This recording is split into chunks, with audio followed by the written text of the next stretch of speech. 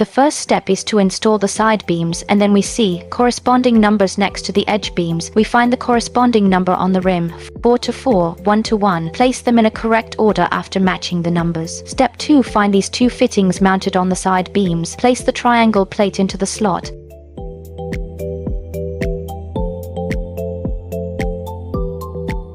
It can be reinforced with a rubber mallet. Find triangle plate screws. Just put the screws on in turn.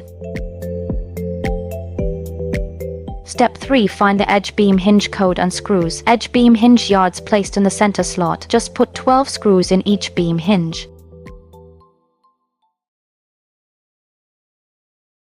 We've marked each post with number. The first step is to secure our installed side beam to the post. Tap again with a rubber mallet to adjust the position. This connector is for the light strips. This connector is mainly connected to the plug of the light strips. This end goes to the electrical box. Motor wires and blade strip wires should be prepped at the rim joist. If there are light strips on the posts, they should be reserved in advance. Reserve all wires before installing post screws. The second step to hit the post screws. Attention to a problem. The short screws only punch the first hole at the top. Step 3. Put the water tube in the posts. The drain pipe is flat on one side and cut on the other. The cut side goes down into the posts. Finally, you can put a circle of glass glue. The first step is to snap the louvers into the louver swivel base.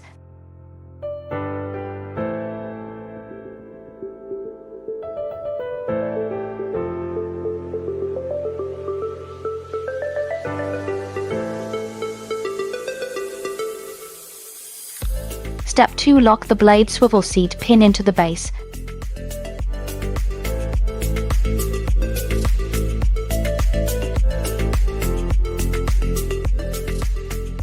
Step 3. Install the edge beam cover plates in sequential order. Just snap it into the rim joist groove.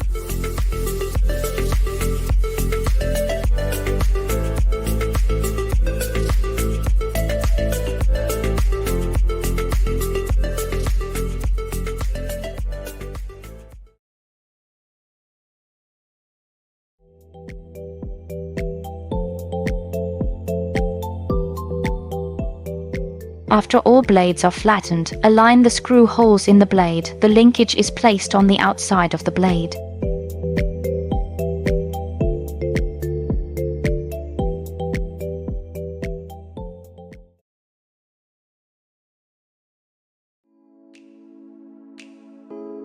Tighten the motor mounting bracket. Use one screw without a rubber boot. Tighten through the motor. Can be clamped and unscrewed with a tool. Use screws with rubber sleeves on the other side, fixed to the linkage.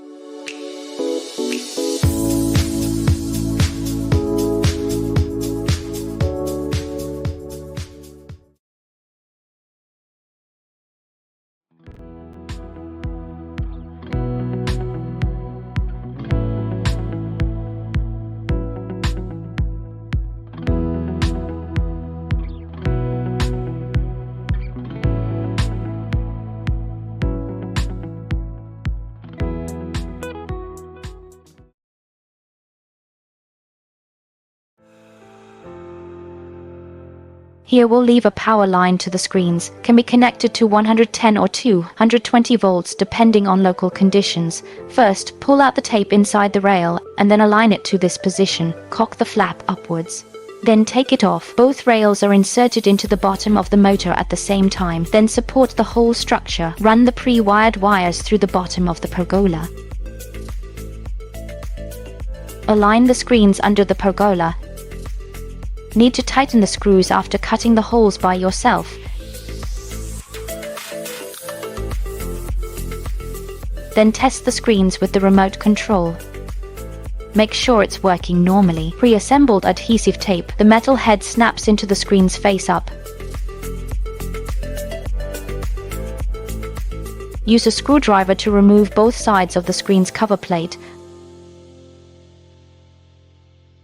Finally, you can put the cover plate on the rail. Test the screens again and fix the motor cover.